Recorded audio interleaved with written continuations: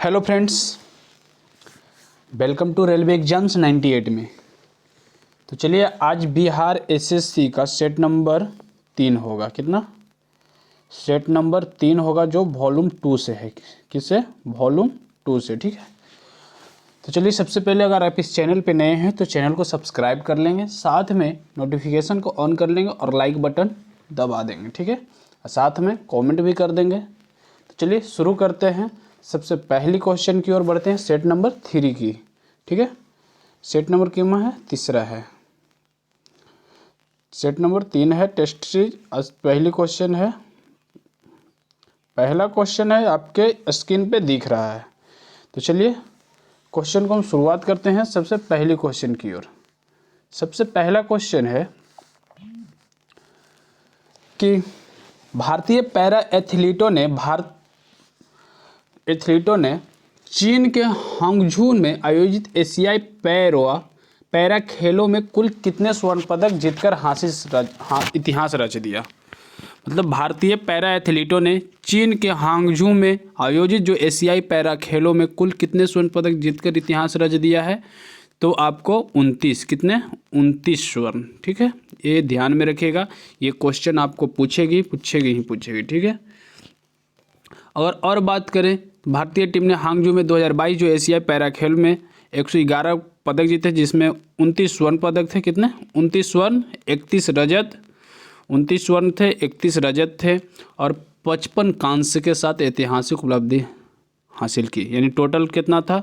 111, जिसमें से 29 स्वर्ण है और 31 रजत है, 55 कांस्य पदक है। ठीक है, चलिए, और एशियाई पैरा खेलों की बात करें, 2022 का शुभंकर कौन थे? क्या था? फेई था। ठीक है, चलिए आगे बढ़ते हैं। क्वेश्चन नंबर नेक्स्ट सेकंड की ओर। भारतीय मूल की किस लेखिका को ब्रिटिश एकेडमी बुक प्राइज 2023 प्रदान किया गया है? भारतीय मूल की किस लेखिका को ब्रिटिश एकेडमी बुक प्राइज 2023 प्रदान किया गया है? तो ये किया गया है नंदिनी दास की। किसको? नंदिनी दास की। ठीक है, आगे बढ़े। उनकी पुस्तक coating India, England, Mughal India and the origins थी। ठीक है, ऑफ एम्पायर के लिए पुरस्कार प्रदान किया गया है। क्वेश्चन नंबर 3 की ओर बढ़ते हैं। क्वेश्चन नंबर 3 है, यूनेस्को द्वारा अमूर्त सांस्कृतिक विरासत की सूची में शामिल गरबा किस राज्य से है? जो गरबा किस राज्य में बनाई जाती है? तो गरबा गुजरात की होती है। Option number B is the right answer. Garba Gujarat के क्या है? लोक नृत्य एक रूप है। ठीक है, जो 9 दिवसीय हिंदू त्यौहार नवरात्रि के दौरान किया जाता है। चलिए आगे बढ़ते हैं क्वेश्चन नंबर नेक्स्ट की ओर। क्वेश्चन नंबर 4, उत्तर कोरिया और दक्षिण कोरिया को अलग करने वाली अंतर्राष्ट्रीय सीमा रेखा को किस नाम से जाना जाता है? उत्तर कोरिया और दक्षिण कोरिया को अलग करने वाली अंतर्राष्ट्रीय सीमा रेखा को किस नाम से जाना जाता है? तो ये जाना जाता है सैन्य सीमांकन रेखा। ऑप्शन नंबर सी, 4 का सी। ठीक है, और 49वीं समांतर रेखा की बात करें तो 49वीं है जो यूएसए एवं कनाडा के बीच चलती है। ठीक है, रेड क्लिफ भारत एवं पाकिस्तान के बीच, ये ध्यान में रखिएगा। रेड क्लिफ है जो भारत एवं पाकिस्तान के बीच। मैकमोहन रेखा भारत एवं चीन के बीच। हिंडनबर्ग जर्मनी एवं पोलैंड। ड्रोन रेखा पाकिस्तान एवं अफगानिस्तान के बीच। चलिए नेक्स्ट बढ़ते हैं अगले प्रश्न की ओर। Question number 5। क्वेश्चन नंबर 5 है, भूटान की सीमा इनमें से किस भारतीय राज्य से जुड़ी नहीं है? भूटान की सीमा इनमें से किस राज्य से जुड़ी नहीं है? तो किस राज्य से जुड़ी नहीं है? असम, सिक्किम, पश्चिम बंगाल, उड़ीसा। तो उड़ीसा से भूटान की सीमा है जो उड़ीसा से जुड़ी नहीं है। ठीक है, बाकी असम, पश्चिम बंगाल, सिक्किम क्या है? भूटान से सीमा सटी हुई है। ठीक है, भूटान से सिक्किम हो गया, असम हो गया, पश्चिम बंगाल और अरुणाचल प्रदेश की सीमा लगती है। चलिए आगे बढ़ते हैं क्वेश्चन नंबर नेक्स्ट की ओर। क्वेश्चन नंबर 6, किस देश भारतीय राज्य को प्राचीन समय में कामरूप के नाम से जाना जाता था? किस देश या भारतीय राज्य को प्राचीन समय में कामरूप के नाम से जाना जाता था? तो ये जाना जाता था भारत के असम को। Option number C is the right answer. ठीक है, चलिए आगे बढ़ते हैं क्वेश्चन नंबर 7 की ओर। थाईलैंड के पुराना नाम क्या था? अस्थाम। थाईलैंड के पुराना नाम क्या था? अस्थाम। और श्रीलंका का पुराना नाम क्या था? सिलोन। ये ध्यान में रखिएगा, श्रीलंका का पुराना नाम क्या था? सिलोन। चलिए आगे बढ़ते हैं। Question number 7। क्वेश्चन नंबर 7वां है, बहुत ही अच्छे प्रश्न है कि भारत के किस राज्य को लुढ़कती पहाड़ियों की भूमि के नाम से जाना जाता है? भारत के किस राज्य को लुढ़कते पहाड़ियों की भूमि के नाम से जाना जाता है? तो ये जाना जाता है मिजोरम को, जो ऑप्शन नंबर डी में है आपका इधर राइट आंसर है। ठीक है, मिजोरम राज्य की स्थापना कब हुई थी? 1987 में, ध्यान रखिएगा, ये फरवरी 1987 में। चलिए आगे बढ़ते हैं। क्वेश्चन नंबर, मिजोरम की राजधानी कहाँ है? तो आइजोल है। आगे बढ़ते हैं। क्वेश्चन नंबर 8, विद्या पिलई किस खेल से संबंधित है? विद्या पिलई किस खेल से संबंधित है? विद्या पिलई स्नूकर खेल से संबंधित है, ऑप्शन नंबर ए में। ठीक है, चलिए आगे बढ़ते हैं क्वेश्चन नंबर 9 की ओर। क्वेश्चन नंबर 9 है कि मंगल ऑर्बिटर मिशन MOM मंगलयान को किस वर्ष से प्रक्षेपित किया गया था? मंगल ऑर्बिटर मिशन MOM मंगलयान को किस वर्ष से प्रक्षेपित किया गया था? तो ये किया गया था आपका 2013 में। कब किया गया था? 2013 में। ठीक है, चलिए आगे बढ़ते हैं। मंगलयान है जो आंध्र प्रदेश के श्रीहरिकोटा स्थित में सतीश धवन अंतरिक्ष केंद्र से ध्रुवीय उपग्रह प्रक्षेपण यान जो PSLV-C-25 के द्वारा प्रक्षेपित किया गया। ठीक है, चंद्रयान फर्स्ट कब गया था? 2008 में। चंद्रयान 3 लॉन्चिंग कब हुआ? 14 जुलाई 2023 को, जो सॉफ्ट लैंडिंग सफल हुआ। ठीक है, चलिए आगे बढ़ते हैं क्वेश्चन नंबर 10 की ओर। क्वेश्चन नंबर 10 है, रविंद्रनाथ टैगोर को किस वर्ष से नोबेल पुरस्कार से सम्मानित किया गया? तो कब किया गया था? ये किया गया था 1913 में, ऑप्शन नंबर सी। ठीक है, किस लिए दिया गया था? गीतांजलि के साहित्य का। ठीक है, गीतांजलि के लिए। नोबेल पुरस्कार की शुरुआत कब से हुई? क्वेश्चन पूछ सकता है। तो 1901 से। कब? 1901 से। अर्थशास्त्र का नोबेल पुरस्कार किसे दिया गया? अमर्त्य सेन को। कब दिया गया? 1998 में। ठीक है, ये याद रखिएगा। चलिए आगे बढ़ते हैं। क्वेश्चन नंबर 11, प्रसिद्ध पुस्तक उपन्यास पोस्ट ऑफिस के लेखक कौन है? तो ये हैं Rabindranath Tagore, option number A. Geet Govind के लेखक जयदेव। गीत गोविंद के लेखक Jayadev. The Golden Gate Vikram Seth की कृति है। त्यागपत्र के लेखक जैनेंद्र। अनटचेबल पुस्तक के लेखक मुल्कराज आनंद। पंचतंत्र के लेखक विष्णु शर्मा। ध्यान में रखिएगा। चलिए 12 नंबर, मलेशिया की प्रशासनिक राजधानी कौन सी है? मलेशिया की प्रशासनिक राजधानी कौन सी है? पुत्रजया, ऑप्शन नंबर ए में है, पुत्रजया। चलिए आगे बढ़ते हैं। Question number 13। क्वेश्चन नंबर 13 है कि अंडमान एवं निकोबार द्वीप समूह बंगाल की खाड़ी में भारतीय मुख्य भूमिका के डैश में स्थित है। तो ये है दक्षिण पूर्व में। कहाँ है? दक्षिण पूर्व में। ठीक है, चलिए आगे बढ़ते हैं क्वेश्चन नंबर 14 की ओर। क्वेश्चन नंबर 14 है, किस राज्य ने बसों में महिलाओं को मुफ्त यात्रा प्रदान करने के उद्देश्य से महालक्ष्मी योजना लागू की है? तो ये कब लागू की गई थी? तेलंगाना से। कहाँ से? तेलंगाना से। आगे बढ़ते हैं। क्वेश्चन नंबर 15, केंद्रीय अप्रत्यक्ष कर और सीमा शुल्क बोर्ड केरल CBIC भारत और किस देश के बीच electronic origin data exchange system EODS launch किया? तो किसने किया था? ये किया है आपका कोरिया ने।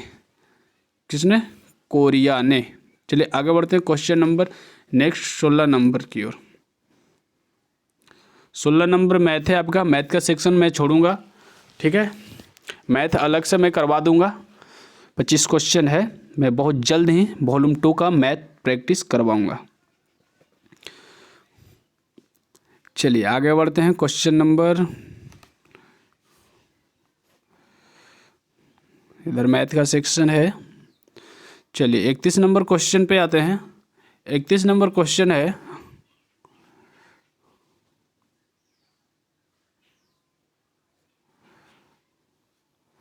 मिस वर्ल्ड प्रतियोगिता 2023 किस देश में आयोजित किया गया? मिस वर्ल्ड प्रतियोगिता 2023 किस देश में आयोजित किया गया? ये किया गया है भारत में। कहाँ किया गया? भारत में। ठीक है, चलिए आगे बढ़ते हैं। मिस यूनिवर्स जो 2023 का खिताब किसने जीता? तो ये सेल्सियस पलासियोस ने। किसने जीता? सेल्सियस पलासियोस से। 32 नंबर क्वेश्चन है। वह हड़प्पा कालीन नगर जिसका प्रतिनिधित्व लोथल का पुरातत्व स्थल करता है किस नदी तट पर स्थित है? तो किस नदी तट पर स्थित है? भोगवा नदी पर। किस नदी पर? भोगवा नदी पर। ठीक है। हड़प्पा कालीन नगर लोथल कहाँ है? वर्तमान में गुजरात में है। गुजरात के अहमदाबाद जिले में स्थित है। लोथल 1954 में जो रंगनाथन राव द्वारा खोजा गया था। किसके द्वारा लोथल खोजा गया था? रंगनाथन द्वारा खोजा गया था 1954 में। चलिए आगे बढ़ते हैं। Question number 33।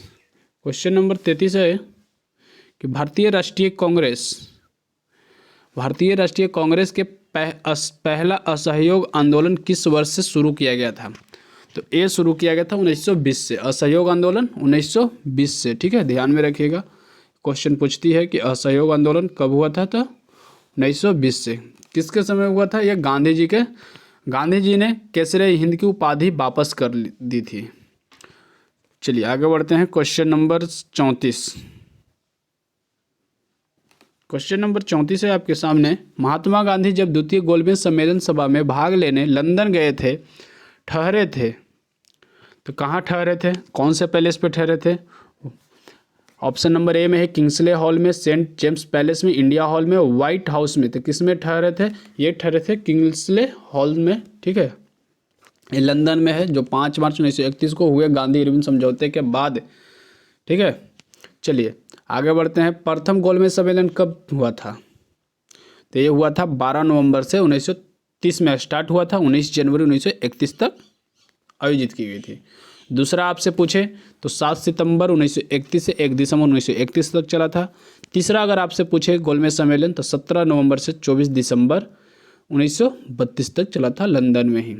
ठीक है, गांधी इरविन समझौता को दिल्ली समझौता कहते थे। जो गांधी इरविन समझौता कब हुआ था? 5 मार्च 1931 को ही। आगे बढ़ते हैं। क्वेश्चन नंबर 35 है आपके सामने। 35 नंबर क्वेश्चन है, आज़ाद हिंद फौज दिवस किस तिथि को मनाया जाता है? तो आज़ाद हिंद फौज दिवस 12 नवंबर को मनाया जाता है। ऑप्शन नंबर बी यानी 12 नवंबर 1945 को। ठीक है, चलिए आगे बढ़ते हैं। Question number next 36 number. Question number 36 है, निम्नलिखित में से नृत्य का शास्त्रीय रूप कौन सा है? निम्नलिखित में से नृत्य का शास्त्रीय रूप कौन सा है? यह है आपका मणिपुर। कौन सा है? मणिपुर। मणिपुर क्या है? एक नृत्य है। चलिए आगे बढ़ते हैं। Question number 37। क्वेश्चन नंबर 37 है, किस भारतीय राज्य में सामाजिक उत्सव छपार मेला आयोजित किया जाता है? छपार मेला किस राज्य में आयोजित किया जाता है? तो ये किया जाता है पंजाब में। कहाँ किया जाता है? पंजाब में। विश्व का सबसे बड़ा पशु मेला कहाँ है? सोनपुर, जो बिहार में गंगा गंडक नदी के संगम पर है। ठीक है। पुष्कर मेला राजस्थान में आयोजित होती है। एक कार्तिक पूर्णिमा के दिन पुष्कर मेला आयोजित होती है। चलिए आगे बढ़ते हैं। क्वेश्चन नंबर 38 है, पश्चिमी तटीय मैदान के विभाजन के संदर्भ में निम्नलिखित में से कौन सा युग्म सही सुमेलित नहीं है? क्या पूछ रहा है? नहीं है। ठीक है, तो महाराष्ट्र है जो कोंकण तट, सही है। केरल है जो कोरोमंडल तट, नहीं ये गलत है। गुजरात काठियावाड़ तट, सही है। कर्नाटक मंगलोर तट, ये भी सही है। तो आपका केरल गलत है। ठीक है, केरल है जो कौन से है? ये कोरोमंडल तट पर नहीं है। ठीक है, चलिए आगे बढ़ते हैं। तो केरल कौन सा हो जाएगा? केरल है जो मालाबार तट है। कौन सा तट है? मालाबार तट। ध्यान में रखिएगा, केरल का हो जाएगा मालाबार तट। आगे बढ़ते हैं क्वेश्चन नंबर 39 की ओर। क्वेश्चन नंबर 39 है, भारत में पहली कपड़ा मिल कहाँ संचालित हुई थी? भारत में कपड़ा मिल कहाँ संचालित हुई थी? तो ये बॉम्बे में हुई थी। Option number D. ठीक है, विश्व में भारत का कपास उत्पादन में दूसरा स्थान है। ध्यान रखिएगा, विश्व में भारत के कपास उत्पादन में दूसरा स्थान है। और चीन है जो विश्व में सबसे अधिक कपास उत्पादन करता है। चीन सबसे ज़्यादा उत्पादन करता है भारत के मामले में। ठीक है, चलिए आगे बढ़ते हैं। Question number 40। क्वेश्चन नंबर 40 है, निम्नलिखित समस्याओं में से कौन सी समस्याएं भारतीय अर्थव्यवस्था से निरंतर रूप से जुड़ी हुई है? तो कौन सी है? मुद्रास्फीति, राजकोषीय घाटा, चालू खाता घाटा, ऑप्शन नंबर डी यानी सही है सब तीनों। आगे बढ़ते हैं क्वेश्चन नंबर 41 की ओर। क्वेश्चन नंबर 41 है, निम्न में से किसे म्यूनिख समझौता में शामिल नहीं किया गया था? तो किसे नहीं किया गया था? ये रूस को नहीं किया गया था। चलिए क्वेश्चन नंबर 42 है, निम्न में से अजातशत्रु के वंश का क्या नाम था? निम्न में से अजातशत्रु के वंश का क्या नाम था? तो अजातशत्रु के वंश का नाम था हर्यक वंश, ऑप्शन नंबर डी। हर्यक वंश का संस्थापक पूछे तो बिंबिसार। हर्यक वंश के संस्थापक बिंबिसार। अजातशत्रु का उपनाम क्या था? कुनिक। अजातशत्रु का उपनाम क्या था? कुनिक।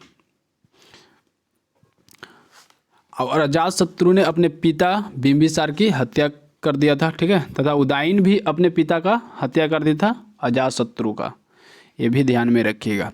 यानी इसे हर्यक वंश को पितृहीनता वंश कहा भी जाता है। हर्यक वंश को पितृहीनता वंश कहा जाता है। चलिए आगे बढ़ते हैं क्वेश्चन नंबर 43 की ओर। 43 है, निम्न में से किस वंश की शासिका रानी जिद्दा थी? जिंदा हो गई। निम्न में से किस वंश की शासिका रानी जिद्दा थी? तो ये थे उत्पल वंश। कौन सा? उत्पल वंश, ऑप्शन नंबर डी। चलिए आगे बढ़ते हैं क्वेश्चन नंबर 44 की ओर। क्वेश्चन नंबर 44 है, भारतीय उपमहाद्वीप में लौह का सर्वप्रथम साहित्यिक संदर्भ किसमें मिलता है? तो ये मिलता है आपको यजुर्वेद में, ऑप्शन नंबर बी। किसमें मिलता है? यजुर्वेद में। यजुर्वेद को ही कर्मकांडीय वेद भी कहा जाता है। यजुर्वेद को कर्मकांडीय वेद भी कहा जाता है। यजुर्वेद में ही पद एवं गद्य दोनों शैली में है। यजुर्वेद पद एवं गद्य दोनों शैली में हैं। आगे बढ़ते हैं क्वेश्चन नंबर 45 की ओर। माजुली द्वीप जो दुनिया का सबसे बड़ा नदी डेल्टा है, जो कहाँ स्थित है? तो ये माजुली द्वीप है जो असम में स्थित है, ऑप्शन नंबर ए। ठीक है, ऑप्शन नंबर ए। ये है असम के ब्रह्मपुत्र नदी के मध्य में, जो असम में ब्रह्मपुत्र नदी बहती है उसके मध्य में एक द्वीप है, उसी को हम माजुली द्वीप कहते हैं। ये 1 सितंबर 2016 को गिनीज वर्ल्ड रिकॉर्ड द्वारा माजुली द्वीप को विश्व का सबसे बड़ा नदी द्वीप घोषित किया गया था। ठीक है, चलिए आगे बढ़ते हैं क्वेश्चन नंबर 46। 46 आपका मैथ है, 47 मैथ है। चलिए आपका इधर मैथ है, रीजनिंग है।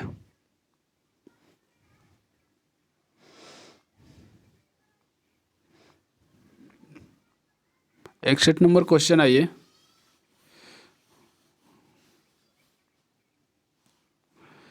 इकसठ नंबर क्वेश्चन है आपके सामने कि उस प्रकार के मौसम का पहचान करें जो भारत के 4 मौसमों का हिस्सा नहीं है।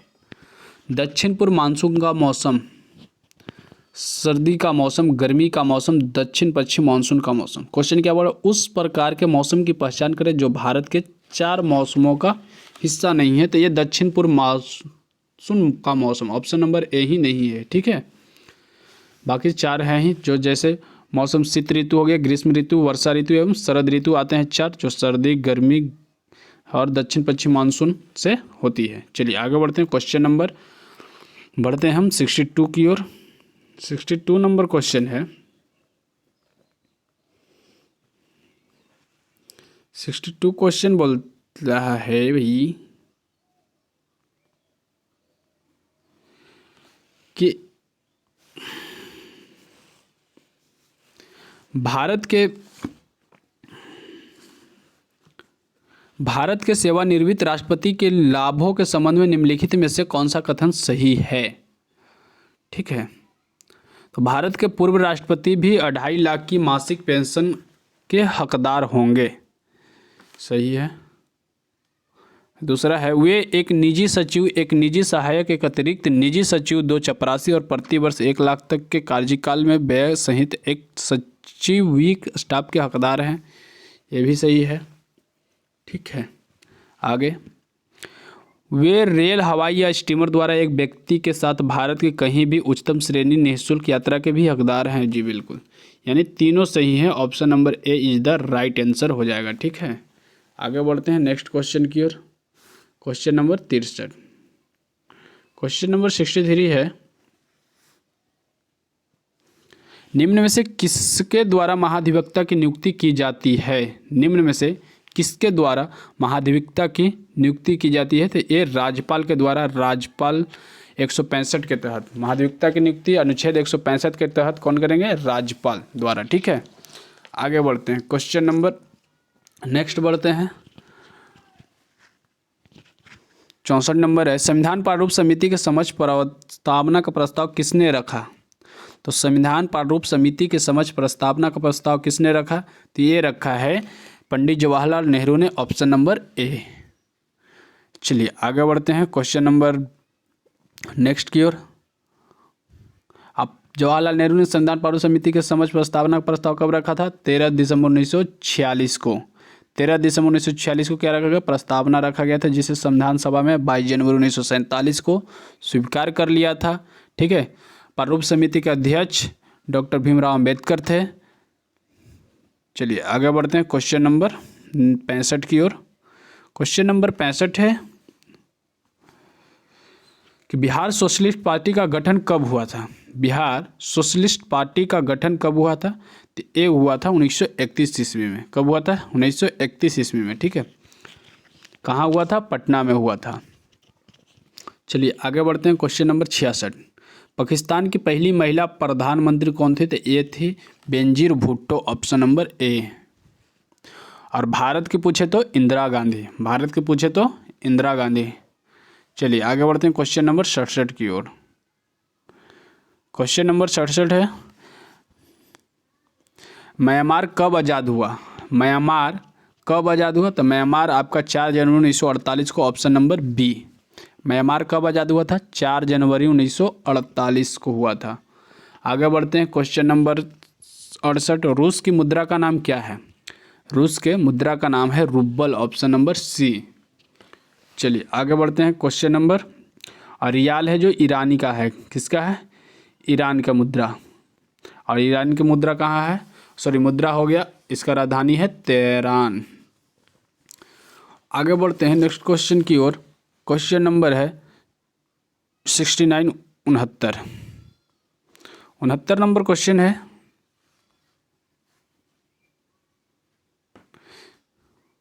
कि हिंदी किस लिपि में लिखी जाती है? तो हिंदी देवनागरी लिपि में लिखी जाती है। किस लिपि में लिखी जाती है? देवनागरी लिपि में हिंदी लिखी जाती है। चलिए आगे बढ़ते हैं क्वेश्चन नंबर 70 की ओर। क्वेश्चन नंबर 70 है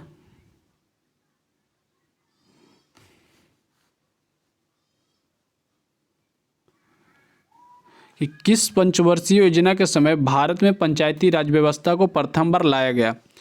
किस पंचवर्षीय योजना के समय भारत में पंचायती राज व्यवस्था को प्रथम बार लाया गया? तो ये लाया गया था द्वितीय। ठीक है, द्वितीय पंचायती राज व्यवस्था को। आगे बढ़ते हैं क्वेश्चन नंबर 71। क्वेश्चन नंबर 71 है कि पंचायतों एवं नगरपालिकाओं के संबंध में भारतीय संविधान में किस वर्ष प्रावधान किया गया? तो एक किया गया था आपको 1993 में। किस वर्ष किया गया था? 1993 73वें संविधान संशोधन अधिनियम के तहत। कब? 73वें संविधान संशोधन अधिनियम के तहत 1993 में। नेक्स्ट बढ़ते हैं क्वेश्चन नंबर 72। 72 नंबर क्वेश्चन है कि पंचायती राज व्यवस्था का मूल उद्देश्य क्या सुनिश्चित करना है? पहला में लिखा है विकास में जन भागीदारी। पहला क्या है? विकास में जन भागीदारी, सही है। राजनीतिक जवाबदेही, ये भी सही है। लोकतांत्रिक विकेंद्रीकरण, यानी तीसरा भी आपका सही है। चौथा में क्या? वित्तीय संग्रहण यानी फाइनेंशियल मोबिलाइजेशन। चौथा क्या लिखा है? वित्तीय संग्रहण, फाइनेंशियल मोबिलाइजेशन। तो ये नहीं होगा, यानी पहला, दूसरा, तीसरा ऑप्शन नंबर ए में। चलिए नेक्स्ट क्वेश्चन की ओर बढ़ते हैं। Question number 73। इसमें 75 क्वेश्चन आपको मिलने का है, जीके एंड जीएस मिला के। ठीक है, तो चलिए 73 नंबर क्वेश्चन पे पहुंच गए हैं।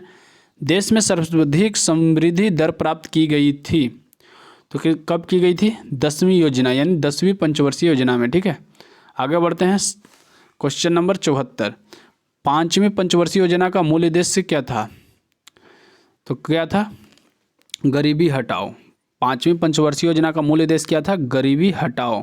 ये ध्यान में रखिएगा। चलिए next question, question number 75। Question number 75 है, प्रधानमंत्री जनधन योजना के संदर्भ में निम्नलिखित कथनों पर विचार कीजिए। प्रधानमंत्री जनधन योजना के संदर्भ में निम्नलिखित कथनों पर विचार कीजिए। चलिए विचार किया जाए। इसे वर्ष 2014 में शुरू किया गया। प्रधानमंत्री जनधन योजना 2014 में शुरू किया गया था, सही बात है। इसके अंतर्गत लोगों को बैंक खाता खोलने के लिए प्रोत्साहित किया जाता है, बिल्कुल। इसका उद्देश्य बचत को बढ़ावा देने के साथ सरकारी योजनाओं के अंतर्गत मिलने वाली लाभों तथा आर्थिक सहायता को सीधे खाताधारियों को हस्तांतरित करना। ये भी सही है, यानी पहला दूसरा तीसरा ऑप्शन नंबर डी हो जाएगा, यानी तीनों सभी। चलिए आगे बढ़ते हैं क्वेश्चन नंबर 76 की ओर। क्वेश्चन नंबर 76 है,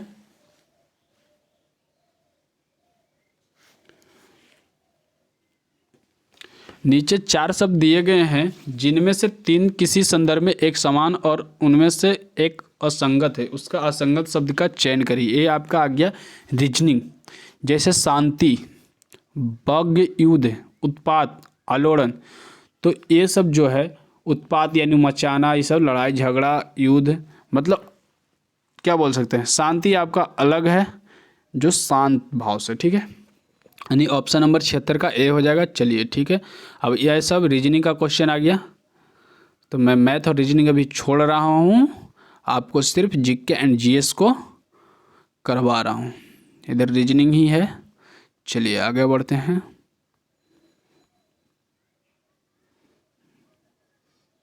इधर आ जाइए 91 नंबर क्वेश्चन से। चलिए 91 नंबर क्वेश्चन है आपका, नौकरी पेशा लोगों के बीच लोकप्रिय बचत योजना लोक भविष्य निधि पीपीएफ पर वर्तमान में कितना ब्याज मिल रहा है? तो आपका पीपीएफ में यानी पब्लिक प्रोविडेंट फंड कितना मिल रहा है? 7.1%, option number C. 92 number question है, निम्नलिखित में से किसने मिल्खा सिंह को फ्लाइंग सिक्का किताब दिया था? किसने दिया था? अयूब खान ने दिया था। किसने दिया था? Ayub Khan, option number D. चलिए आगे बढ़ते हैं क्वेश्चन नंबर 93 की ओर। अब मिल्खा सिंह के पुस्तक का आत्मकथा कौन सी है? The race of my life. The race of my life पुस्तक मिल्खा सिंह की आत्मकथा है, ठीक है। आगे बढ़ते हैं क्वेश्चन नंबर 93 93 की ओर। क्वेश्चन नंबर 93 है, 1978-79 से ग्रामीण विकास का एक व्यापक कार्यक्रम प्रारंभ किया गया जिसका उद्देश्य ग्रामीण बेरोजगारी कम करना था। इस योजना का नाम क्या था? तो इस योजना का नाम था समवंती ग्रामीण विकास कार्यक्रम, ऑप्शन नंबर बी, ठीक है। चलिए आगे बढ़ते हैं क्वेश्चन नंबर 94। क्वेश्चन नंबर 94 है, भारत में गरीबी अनुमानों का आधार है प्रति व्यक्ति आय, प्रति व्यक्ति व्यय, परिवार का उपयोग व्यय, उपयुक्त में से कोई नहीं। तो कौन है? यह है परिवार का उपयोग व्यय, ऑप्शन नंबर सी, 94 का सी। 95 नंबर क्वेश्चन, भारत की किस पंचवर्षीय योजना के अंतर्गत समाजवादी सिद्धांतों को अपनाया गया था? भारत के किस पंचवर्षीय योजना के अंतर्गत समाजवादी सिद्धांतों को अपनाया गया था? तो ये अपनाया गया था द्वितीय पंचवर्षीय योजना, ऑप्शन नंबर बी। चलिए आगे बढ़ते हैं क्वेश्चन नंबर 96। क्वेश्चन नंबर 96 है, किस ताप पर जल का घनत्व अधिकतम होता है? तो किस ताप का जल का घनत्व अधिकतम होता है? तो 277 केल्विन पर, ऑप्शन नंबर सी, ठीक है, ऑप्शन नंबर सी। अब 4 डिग्री सेल्सियस पर जल का घनत्व महत्तम और आयतन न्यूनतम होता है, ठीक है। ये भी ध्यान में रखिएगा कि 4 डिग्री सेल्सियस पर जल का घनत्व महत्तम और आयतन न्यूनतम होता है। आगे बढ़ते हैं, और जल के बर्फ बनने पर आयतन क्या होता है? बढ़ता है और घनत्व घटता है। जब जल के बर्फ बनते हैं तो आयतन क्या होता है? बढ़ता है, और घनत्व क्या होता है? घटता है। चलिए नेक्स्ट क्वेश्चन नंबर है आपका 97 नंबर क्वेश्चन है, 2 कण कुछ दूरी पर रखें, यदि दोनों कणों के द्रव्यमान दोगुने कर दिए जाए तथा इनके बीच की दूरी अपरिवर्तित रखें तो इनके बीच का गुरुत्वाकर्षण बल क्या होगा।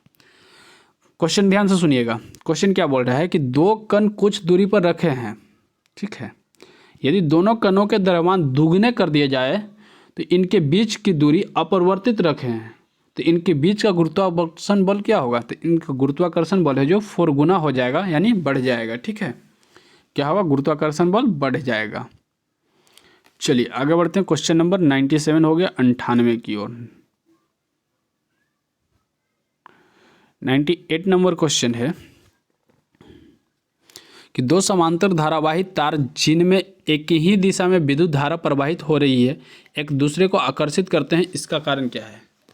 तो इसका कारण है कि उनके बीच चुंबकीय बल लगता है। Option number D.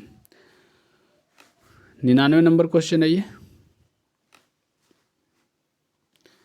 जीव जो अधिक दूर के संबंधी हैं उनके डीएनए में अधिक अंतर होंगे, इस विचार के आधार पर निर्मित दृष्टिकोण को क्या कहा जाता है। तो उसको कहा जाता है आणविक जाति वृत्त। ऑप्शन नंबर ए। चलिए 100 पे आते हैं। क्वेश्चन नंबर 100 यानी 100 पे पहुंच गए हम लोग। 50 क्वेश्चन और बचा है।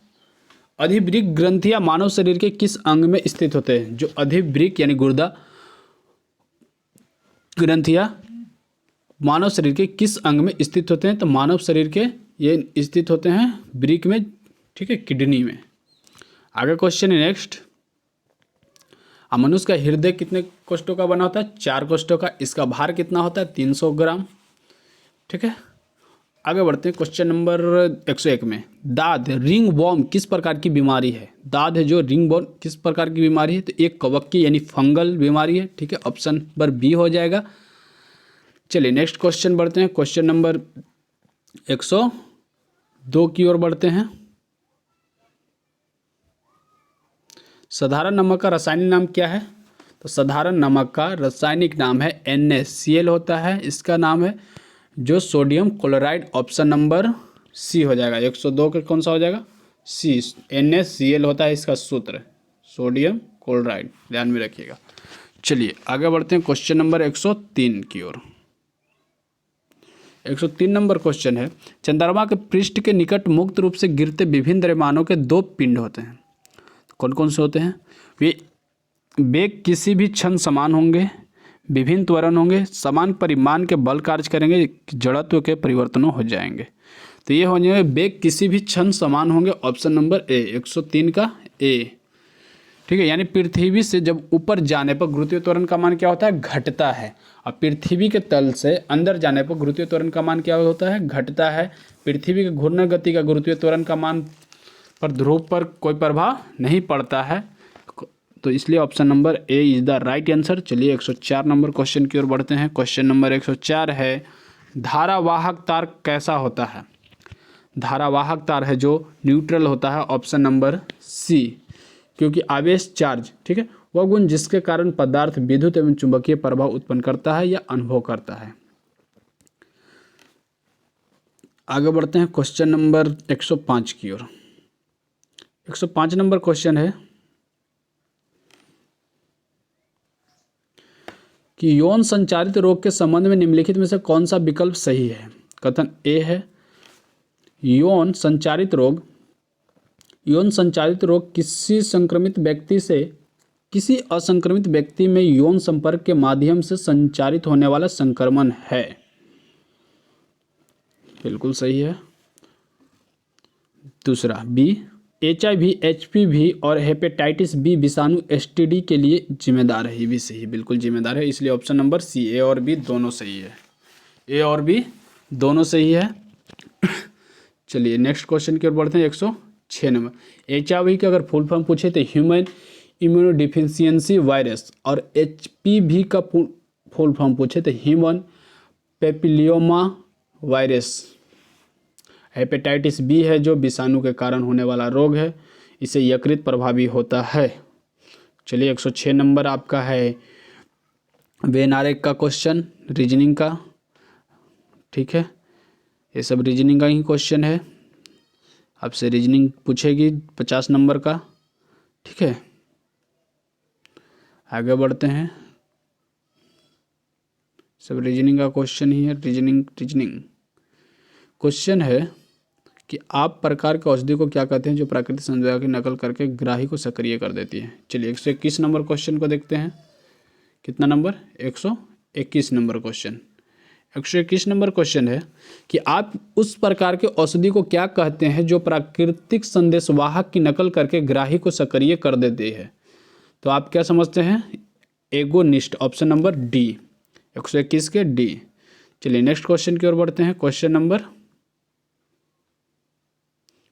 122 नंबर क्वेश्चन है, अपस्मार मिर्गी से शरीर का कौन सा अंग प्रभावित होता है। जब अपस्मार यानी मिर्गी से शरीर का कौन सा अंग प्रभावित होता है, तो ये होता है आपका मस्तिष्क, ऑप्शन नंबर ए। ठीक है, आगे बढ़ते हैं। मनुष्य में मस्तिष्क का वजन कितना होता है? 1400 ग्राम। आगे बढ़ते हैं। क्वेश्चन नंबर 123, डीएनए के एकल क्षारक युग्म के परिवर्तन को क्या कहते हैं। डीएनए के एकल क्षार युग्म के परिवर्तन को आप क्या कहते हैं? तो ये कहते हैं नॉनसेंस म्यूटेशन यानी बकवास उत्प्रेरण, ऑप्शन नंबर सी। चलिए नेक्स्ट बढ़ते हैं। क्वेश्चन नंबर 124, इनमें से किस तत्व का घनत्व अधिकतम होता है। प्लेटिनम, पारा, ऑस्मियम, लेड। किसका होता है? सबसे ज़्यादा होता है ऑस्मियम का, ऑप्शन नंबर सी। ठीक है, ऑस्मियम का घनत्व होता है 22.59 ग्राम पर सेंटीमीटर क्यूब। चलिए 125 नंबर क्वेश्चन है, निम्नलिखित में से कौन सा 1897 में खोजा गया पहला विटामिन बी था। तो ये कौन सा था? ये था आपका thiamine, option number D. B का रासायनिक नाम क्या है? थायमिन। ये कब खोजा गया था? 1987 में, सॉरी 1897 में, यानी 1897 में इसका डिस्कवरी हुआ था। किसका? विटामिन बी का, जिसका रासायनिक नाम है थायमिन। विटामिन B1 का रासायनिक नाम थायमिन है। थायमिन की कमी से बेरी रोग होता है। ठीक है, विटामिन बी की कमी से कौन सी रोग होती है? बेरी। विटामिन B2 का रासायनिक नाम क्या है? राइबोफ्लेविन। विटामिन B7 का रासायनिक नाम क्या है? बायोटीन। और विटामिन B9 का रासायनिक नाम है फॉलिक एसिड। ये सभी याद रखिएगा। चलिए आगे बढ़ते हैं क्वेश्चन नंबर 126 की ओर। क्वेश्चन नंबर 126 है, कौन सा कोशिका अंग कोशिका के अंदर विषैले पदार्थ एवं औषधि ड्रग्स को आविष रहित करने के मुख्य भूमिका निभाती है। तो कौन सी है? यह है आपका 126 का चिकनी अंतर्द्रव्य जलिका यानी स्मूथ। ठीक है, एंडोप्लाज्मिक रेटिकुलम। आगे बढ़ते हैं। क्वेश्चन नंबर 127, यदि कोई विलयन नीले रंग के लिटमस पेपर को लाल रंग में बदल देता है तो इस विलयन का पीएच मान कितना हो जाता है। तो इसका पीएच मान हो जाता है 7 से कम, option number D is the right answer. चले आगे बढ़ते हैं क्वेश्चन नंबर 128 की ओर। क्वेश्चन नंबर 128 है आपके सामने, वंशागति नियम की खोज किसने की थी। तो वंशागति नियम की खोज ग्रेंगर जॉन मेंडल ने, ऑप्शन नंबर डी। किसने किया था? ग्रेंगर जॉन मेंडल ने, ऑप्शन नंबर डी। चलिए आगे बढ़ते हैं। क्वेश्चन नंबर 129, किस हार्मोन के स्राव के कारण हृदय की धड़कन एवं श्वसन दर में एक साथ वृद्धि होती है। तो किसके कारण ये होता है? एड्रेनालाइन के द्वारा, option number A. Option number A is the right answer, यानी एड्रेनालिन के द्वारा। चलिए ठीक है, ऑप्शन नंबर ए हो गया, ऑप्शन नंबर ए हो गया। 130 पे पहुंच गए। 130वां क्वेश्चन है, निम्नलिखित में से कौन सा पदार्थ ऊर्ध्वपातन की प्रक्रिया से गुजरता है। तो निम्नलिखित में से कौन सा पदार्थ ऊर्ध्वपातन की प्रक्रिया से गुजरता है। तो ये गुजरता है आपको iodine, option number C is the right answer. चलिए आगे बढ़ते हैं। ठीक है, क्वेश्चन नंबर 131 नंबर क्वेश्चन है, मानव में जैव प्रक्रियाओं का नियंत्रण और नियमन होता है। मानव में जैव प्रक्रियाओं का नियंत्रण और नियमन होता है तो तंत्रिका और अंतःस्रावी तंत्रों से, option number D. Next question 132 number. 132 number question है, अन्योन्य प्रेरकत्व का मात्रक होता है हेनरी, ऑप्शन नंबर सी। चलिए आगे बढ़ते हैं। और चुंबकीय फ्लक्स का ऐसा मात्रक होता है वेबर, चुंबकीय फ्लक्स का वेबर, प्रतिरोध का ओम, प्रतिरोध का ओम होता है, 1 गॉस बराबर होता है क्या 10⁻⁻4 टेस्ला होता है। चलिए आगे बढ़ते हैं, क्वेश्चन नंबर 133 की ओर पहुंच गए हैं। निम्न प्रजातियों में किसमें एक परमाणु की ऑक्सीकरण संख्या +6 है? MnO4 CN6 whole cube power minus NiF62 CrO2 Cl2। तो किसका है? ये है CrO2 Cl2, option number D का। ठीक है, क्रोमियम एक परमाणु का ऑक्सीकरण संख्या है जिसका +6 है। आगे बढ़ते हैं क्वेश्चन नंबर 134 की ओर।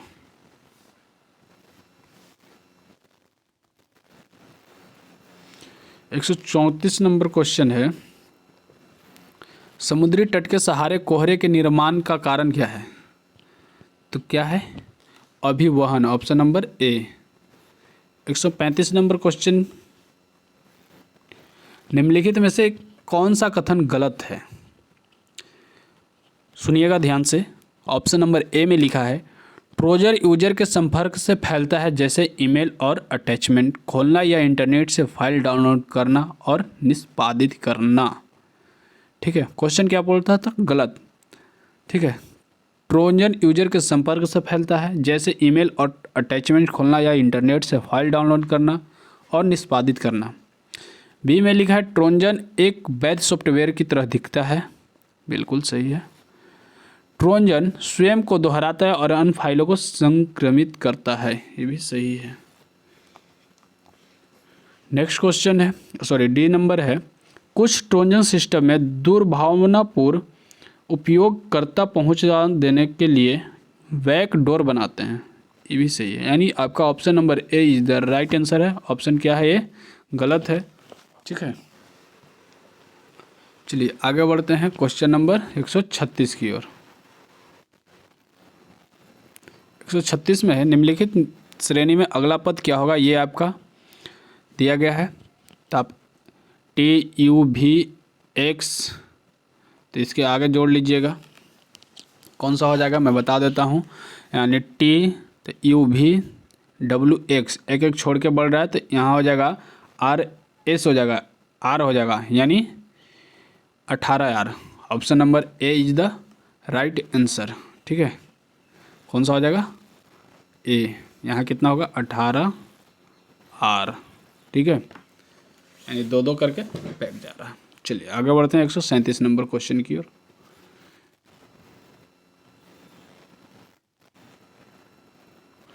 एक 137 नंबर क्वेश्चन है आपका रीजनिंग का ही है।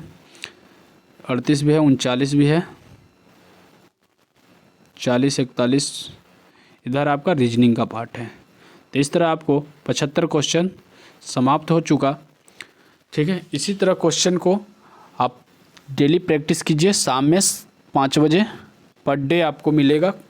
आज सेट नंबर 3 था, कल आपको सेट नंबर 4 मिल जाएगा। तो इसी तरह आप बने रहिएगा। अगर आप इस चैनल पे नए होंगे तो चैनल को सब्सक्राइब कर लेंगे, साथ में नोटिफिकेशन को भी ऑन कर लेंगे, लाइक कर लेंगे बटन को और दबा के शेयर कर देंगे। ठीक है, चलिए तो थैंक यू सो मच, मिलते हैं अगली क्लास में। जय हिंद।